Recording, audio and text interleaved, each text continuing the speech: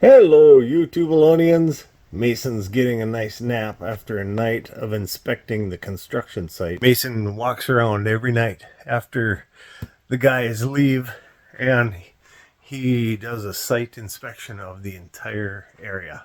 Mason's very curious about what's going on with this construction. So I'm going to give you a comprehensive, kind of a short review and a comprehensive update as to where we are with the build of our new home here in the northern woods of Minnesota near the lake.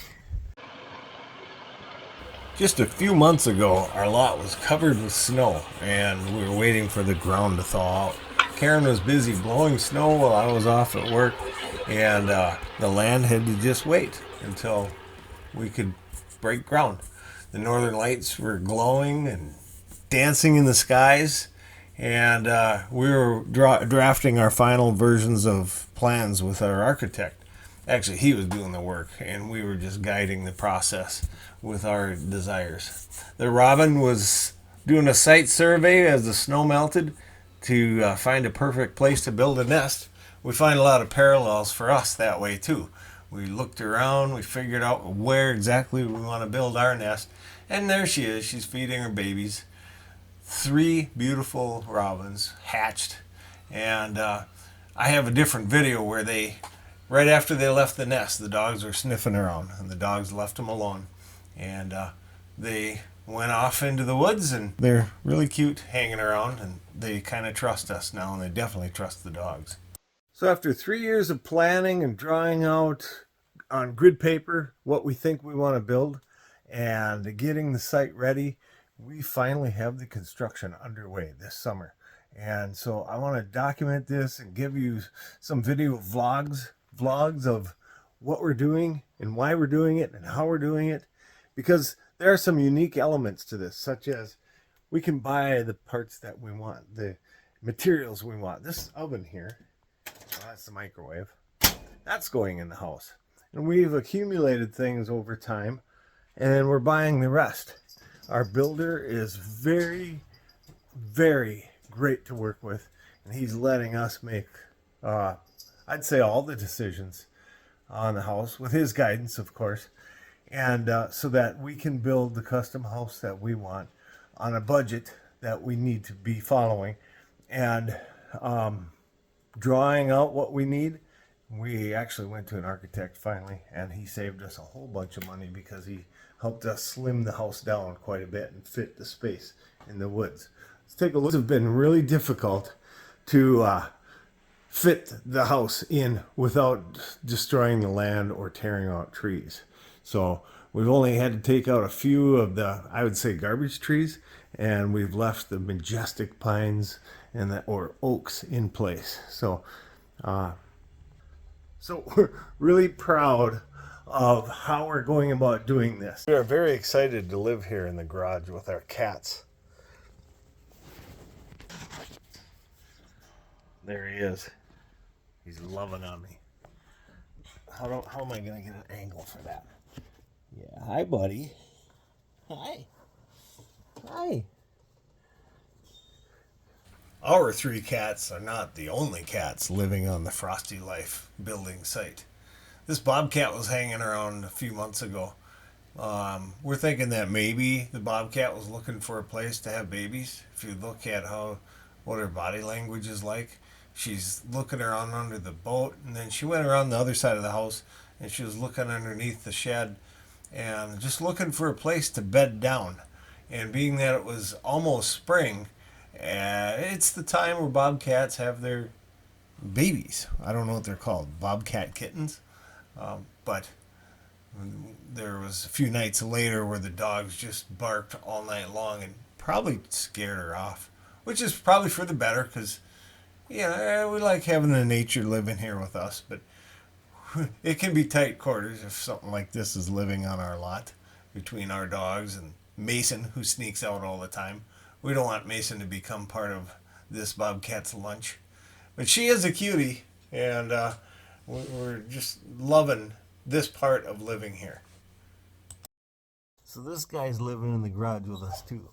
We actually live behind the garage in what's like a guest house. that we modified. It was a storage area, and we had a kitchen put in because we knew we were going to live here for a while. We didn't know we were going to live here for more than 6 months. It's been a year already. But you know how the world is with supplies and things. And the prices of lumber was pretty high last summer. So we just felt it was prudent to wait, and we took the time to shrink down the size of the house that we wanted to build. And we got an architect to help us do that. So I'm going to show you some clips of clearing the land, and the walls are starting to go up. That's where we're at now. The walls are starting to go up. The footings have been poured.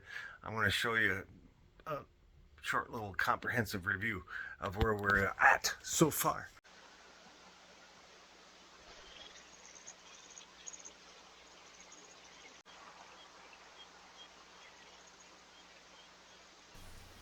Well, the baby robins have hatched and left the nest, so now it's time to start measuring the site.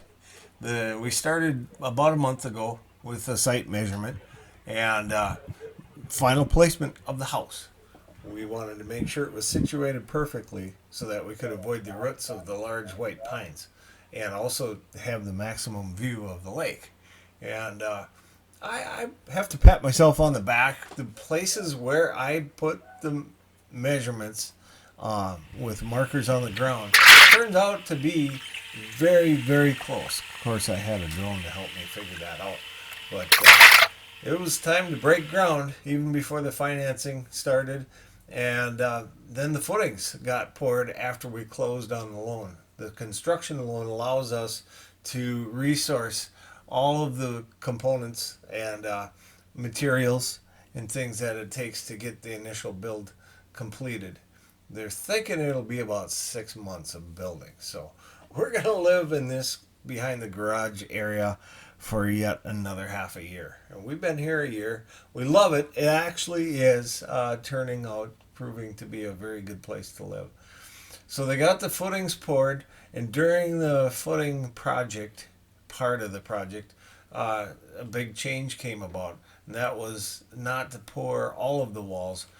We had to be above the water table, and we decided to not pour all the walls. So they're going to construct stick built for part of the house. Karen and I also got our hands in on the land, on the labor, and we need the exercise, or I do anyway. And it's good to get our hands in on the project.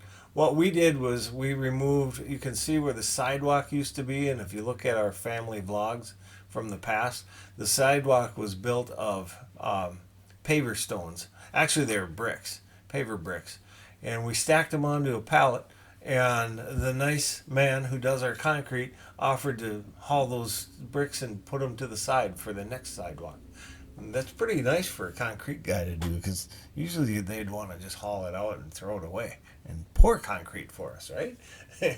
Well, so it's a work site, and we got to keep the dogs and cats at bay and for their safety, and so that they don't walk in wet concrete and fall in the work site or get impaled by rebar. But there's the footings. That's the front door area. That's going to be the garage doesn't show up yet. There's the main living quarters of the lower level of the house. And we're not down in the ground very far because the water table is so high. And that was part of the land survey that we found out we had to be a lot higher above ground, above the lake level than we originally thought. So that made some modifications, which our builder is fantastic because he's works with us on a daily or weekly basis as these changes come about. It's fun to see this video of no house on the lake for a short time, because I'll always look back to this and think about the project as we planned it through, step by step, day by day. And this is a living project. This is a project where, yeah, it's on paper. The architect gave us a very good rendering of what we are planning to do. But as we make changes, our builder works right with us to make those changes. Sometimes it's simple as just a text. And some of these changes are big. We changed some walls, and we're going to change the door too so that we can maximize the view of a window. we kept the trees, and we kept the lot as clean and as nature friendly as possible. Then in the evening, we break out and go out and exercise the dogs. The only place that's safe for them is to run up and down the dock and jump in the lake, which is perfect because they love to swim.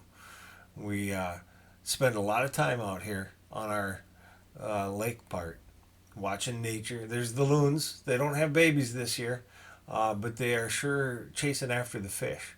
I'm learning a lot about every animal that lives out here, the turtles and the swans. I look up things, I like to learn what's around us and learn to maximize what's best for them and what's best for the lake, for the health of the lake. There's some swans that moved in the past few years. They weren't here before.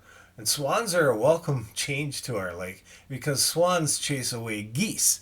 Geese are really a nuisance. They're fun to see on videos and on paintings, but they're not so friendly when they're on your beach and on your docks, leaving behind the things that they like to leave behind. The dogs are having a good old time breaking out because they can't be out running free when the workers are around for their safety. And so in the evenings, we just get out on the dock and they do some swimming and running and just shake it out. This is what lake living is like. And we're not really living in the lake this year that much because we're so busy working on things. And we're not doing the construction ourselves, but we're doing a lot with the land and trying to do what we can to support what the wonderful contractors are doing. They're working so very hard. And so we're just very fortunate to be living out here in Minnesota with the fresh air and the beautiful clean water. This place is just full of blessings, and we like to share that with you guys. And so the cats are hanging out inside. The dogs are out getting a bath, as they do every night because they get really dirty on the work site. But we hope to have a big update for you tomorrow and have some walls starting to form.